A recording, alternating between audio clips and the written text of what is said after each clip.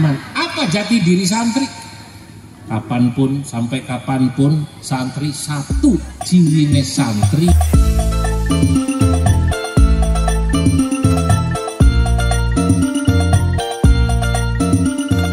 Rabbil alamin, wassalatu wassalamu ala sayyidina wa habibina wa syafi'ina wa maulana Muhammadin al-mab'uthi rahmatan lil alamin wa ala alihi wa ashabihi al-ghurril mayamin wa man tabi'ahum bi ihsan wa man sara ala nahjihim min ayyamin madiyah ila yaumiddin, amma ba'du.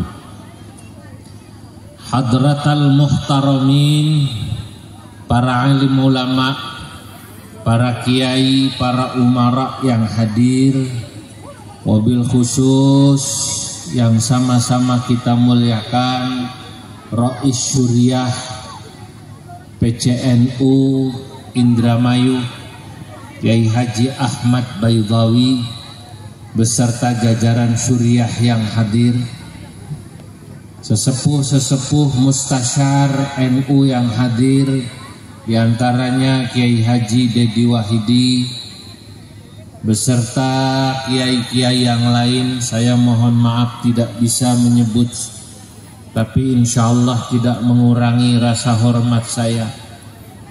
Bapak Wakil Bupati Indramayu, Bapak Haji Saifuddin, Ketua DPRD, Ketua PKB, PDI, partai apa lagi yang hadir?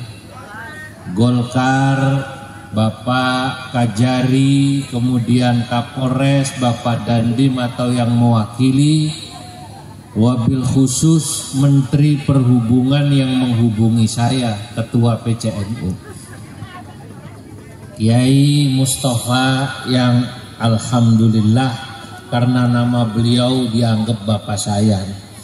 Nama saya Zulfa Mustafa, dianggapnya masih saudara. Rupanya nama Mustafa ini pasaran. Bapak-bapak, ibu-ibu yang hadir, seluruh ketua Banom, Muslimat, Ansor, Fatayat, Ibnu, IPPNU dan ketua lembaga. Tidak lupa Bapak Camat Gantar, juga warga Gantar, insya Allah yang hadir semuanya dicatat dalam deretan ahli surganya Allah. Siang menjelang sore ini alhamdulillah saya dapat silaturahim ke Indramayu bagian selatan. Saya sudah sampai Indramayu kota bagian utara. Tadi saya ngomong sama santri saya di mobil, ini masih Indramayu. Itu saya membayangkan kalau orang kota kemari Pak Bupati kurang lebih 2 jam ya, 2 jam. Masya Allah. Tapi sampai sini saya bangga karena hari santri diadakan di Indramayu bagian selatan, tetap suasananya meriah dan ramai.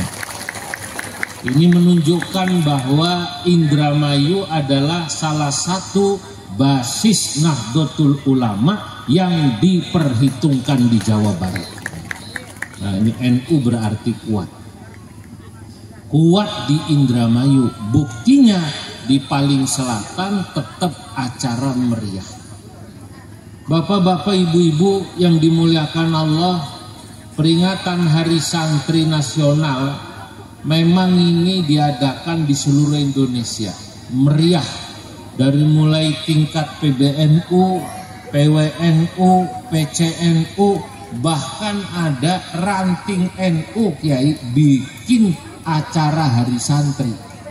Dan saya di semua level saya datangi kalau ada waktu. Kalau ada waktu. Kemarin saya diundang ranting. Saya bilang sampai ranting undang PBNU. Ya jangan cuma PC Pak Kiai. Cuma saya mensyaratkan, saya kalau hadir acara diundang dimanapun, saya minta pengurus NU struktural harus mengundang kiai-kiai NU kultural. Kiai pondok harus diundang, termasuk pada hari ini Kiai Dedi Wahidi diundang atas nama kiai kultural. Dan sebaliknya kalau saya diundang pesantren-pesantren Kiai Dedi, saya mensyaratkan saya akan datang dimanapun saya diundang kalau pengurus NU diundang. Kalau pengurus NU nggak diundang, saya tidak hadir. Kenapa? Karena melekat pada diri saya, selain seorang kiai, saya diamanati sebagai wakil ketua umum pengurus besar Nahdlatul Ulama. Artinya apa? Saya punya tanggung jawab untuk mempromosikan NU selama saya keliling supaya ada manfaatnya. Buat siapa?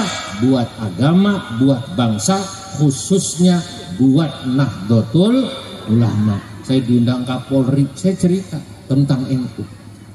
Saya diundang Kasat, saya cerita tentang NU. Kalau saya nggak boleh cerita NU, jangan undang saya. Betul apa tidak? Undang kiai lain aja. Karena Bapak tahu posisi saya sebagai pengurus NU. Saudara-saudara, hari ini kita bangga.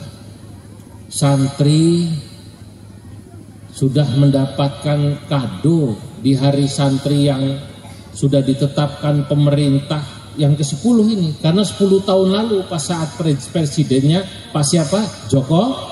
Jokowi tahun 2015 hari santri ditetapkan 22 Oktober. Tahun ini presidennya Pak Prabowo memberi kado. Sudah ada di Seknek bahwa insya Allah di Kementerian Agama akan ada dirjen pesantren. Sama kayak tadi Pak Bupati cerita pergub ada peraturan bupati tentang pesantren. Kalau nanti di Kementerian Agama, saya lupa tadi Pak Kepala Kemenak belum saya sebut, kalau nanti di Kementerian Agama akan ada dirjen pesantren, itu artinya negara mengakui keberadaan santri, jasanya dan perjuangannya selama ini, punya hak untuk mendapatkan perhatian dari negara, baik aturan main termasuk bantuan dana bagi santri-santri di pesantren. Beri tepuk tangan untuk pemerintah. Saya mau tanya, kira-kira kalau pemerintah memberi kado semacam ini pada santri, wajar apa tidak? Wajar apa tidak? Wajar. Kenapa? Karena santri punya jasa besar buat negara ini. Sebelum Indonesia ada, santri sudah ada. Itu coba kemarin Kementerian Agama NU pernah memberikan penghargaan pada pesantren-pesantren tua. Pesantren-pesantren tua di seluruh Indonesia. Pesantren ada yang umurnya sudah 300 tahun. Di daerah Pasuruan, itu di Cangaan pesantrennya, tempat Syekhona Khalil belajar, berdiri tahun 1710. Masya Allah, sudah 315 tahun. Indonesia durung anak. Kata orang Indramayu, durung anak. Pesantren sudah ada. Waktu dulu Hizbul Wathan didirikan sebelum Indonesia merdeka oleh Kiai Haji Abdul Wahab, ya, dalam rangka Nahdlatul Wathan, dalam rangka apa? Dalam rangka tadi mempersiapkan pemuda-pemuda santri ikut berjuang untuk merebut kemerdekaan. Bahkan Indonesia merdeka, santri masih mempertahankan kemerdekaan, sampai jadilah itu perang yang sangat kuat besar di Surabaya pada tanggal berapa? 10 November. Sebelum 10 November ada ceritanya. Ceritanya apa? Bung Tomo diutus Jenderal Sudirman untuk minta fatwa pada Hadratus Syekh Kiai Haji Hashim Asy'ari. Untuk perang TNI dulu butuh dukungan dari ulama. Bukan hanya doa, tapi juga santri turun. Banser belum ada. Waktu itu Ansor belum berdiri. Tapi kemudian Hadratus Syekh mengeluarkan fatwa jihad lewat rapat jihad tanggal 22 Oktober. Inilah yang kemudian dijadikan dasar sebagai hari santri dan kiai sebenarnya, karena itu bukti bahwa santri dan kiai punya tanggung jawab yang sama dengan pemerintah. Apa? Satu, mas'uliyah diniyah, tanggung jawab keagamaan. Yang kedua, mas'uliyah watoniyah, tanggung jawab kebangsaan. Jangan dikira kalau urusan orang sholat itu cuma urusan kiai. Bukan, pemerintah juga punya tanggung jawab. Kalau masyarakatnya soleh, insya Allah rakyatnya, kalau masyarakatnya soleh, rakyatnya soleh, negara bagus. Betul atau tidak? Kata Allah dalam Quran, walau anna ahlal qura amanu wattaqau lafatahna alaihim barakatim minas samai wal ardh. Jikalau penduduk satu negeri mau beriman bertakwa kepada Allah, niscaya Allah akan turunkan keberkahannya dari langit dan dari bumi.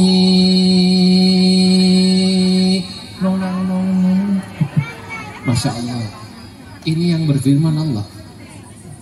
Kalau satu negara, kalau satu provinsi, kalau satu kabupaten penduduknya beriman bertakwa, artinya agamanya bagus, maka hasilnya negara tersebut dikasih subur. Alhamdulillah. Kalau subur, rakyatnya cukup, otomatis bayar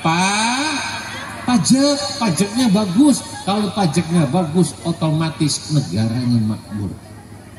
Maka wajar kalau bupati, kalau gubernur dan DPRD-nya termasuk presiden dan menteri-menterinya menganggarkan anggaran buat keagamaan.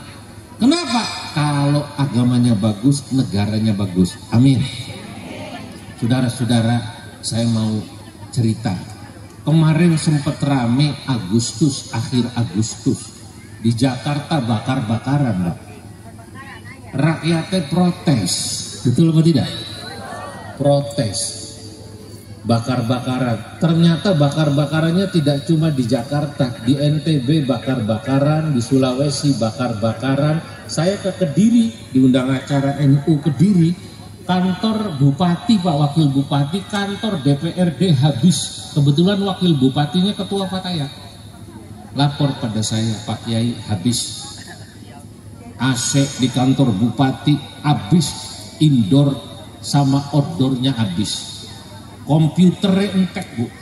Digawa kabeh, didoli. Sampai yang kecil-kecil habis. Kalau bahasa Arab, mamin nakirin wala khitmir illa wa ukhida. Kalau bahasa Arabnya kayak gitu. Barang yang kecil aja dibawa. Ya Allah. Kata wakil bupati, saya tanya berapa kerugiannya? 500 miliar. Saya mau tanya sama yang hadir, kira-kira itu 500 miliar kalau dipakai buat membangun kabupaten, bangun kemudian DPRD, duitnya siapa? Duitnya siapa? Apakah duitnya anggota DPR? Apakah duitnya Pak Bupati? Duduk. Duitnya siapa? Rakyat. Sekarang saya mau nanya, yang bakar kabupaten, bakar DPRD, yang ngambilin AC, yang menjarah, itu siapa kemarin? Lah kok pinter? Lah ini Pak, untungnya kiai cepet turun. Langsung dikumpulkan santri NU aja melu-melu menjarah. Betul. Langsung ngadem-ngademin, jangan mau dikumpulin. Kalau tidak bahaya negara ini. Saya sedih, tetangga saya orang Priuk, Pak Dede Wahidi, anggota DPR pusat, terkenal orangnya. Ya Allah, dekat sama rumah saya, yang saya ngaji di masjid, itu saya lihat orang menjarah rumah beliau. Ada yang ngangkut kulkas, ada yang ngangkut macam-macam, viral masuk TV dan berita. Caroni, kok ngerti sih ya? Kita nggak nih pulang nih Pak. Habis Pak, habis ya Allah. Sampai ada yang ngomong, ya Allah Kang Syahroni apa amalane wiridane kok sampai semua orang datang ke rumah beliau pengen dapat berkahnya. Habis ya Allah. Nah ini santri punya tanggung jawab apa? Tanggung jawab kebangsaan. Negara harus tenang, rukun dan damai. Betul atau tidak? Nah ini makanya dulu Ki Hasyim Asy'ari ketika diminta fatwa, keluar fatwa 22 Oktober ketika mau perang. Konon kata para masyayikh dulu tadinya bukan 10 November itu hari pahlawan, karena mau lebih awal penyerangan itu pada Belanda. Tapi kata Mbah Hasyim Asy'ari, tunggu santri saya dari Cirebon yang jaduk terkenal dari Buntet, namanya Kiai Abbas. Siapa namanya? Kiai Abbas Buntet. Itu satu lagi dari Tergalek apa Tulungagung yang jaduk. Itu perangnya ketika lawan Belanda tak hanya pakai senapan, karena kita Indonesia baru merdeka, senjatanya terbatas. Ternyata yang tampil kiai dan santri pakainya hizib, tarmihim, dilempar di balang tuh pesawat siapa namanya? Nikah Belanda, dilempar tarmihim. Itu Pak Kiai dibacain wiridan sambil dilemparin kacang hijau, jatuh. Kebetulan bensinnya habis. Lah, ini bukti bahwa santri selalu punya tanggung jawab yang sama dari dulu sampai sekarang. Apa? Tanggung jawab keagamaan dan tanggung jawab kebangsaan. Saudara-saudara, selain dua tanggung jawab itu, hari santri ini saya ingin katakan, kita terus harus meneguhkan kesantrian kita. Jangan pernah lepas dari ciri-ciri santri. Saya mengatakan santri itu harus menjaga jati diri, satu, tapi juga harus tetap berinovasi dan mampu beradaptasi dan bertransformasi. Angel wis lah bangsa terasi. Bahasa gampangnya, santri tidak boleh lepas dari jati dirinya, tapi santri harus bisa mengikuti perkembangan zaman. Apa jati diri santri? Kapanpun, sampai kapanpun santri satu, cirine santri ngaji. Cirine santri apa? Ngaji. Walaupun sudah ada di DPR itu kayak pakai Dedi Wahidi, masih ngaji lah. Pak Kajari walaupun sudah jadi kepala kejaksaan negeri, masih ngaji. Kepala Kemenak walaupun sudah jadi kepala Kemenak, masih ngaji. Pak Wakil Bupati masih ngaji. Selama bapak-bapak, pak polisi, pak tentara masih ngaji, walaupun pakai seragam, hakikatnya santri. Jadi santri tidak harus sarungan, tidak harus. Yang penting tuh ngajinya, bukan sarungannya. Lah kalau sarungan buat main gaplek, sarungan tapi nggak ngaji buat apa? Betul apa tidak? Yang penting apa? Ngaji itu penting, Pak. Dan ini ciri santri. Saya ke Jepang, ke Korea, ketemu profesor keren.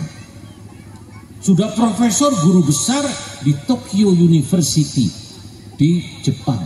Tapi saya datang ngaji.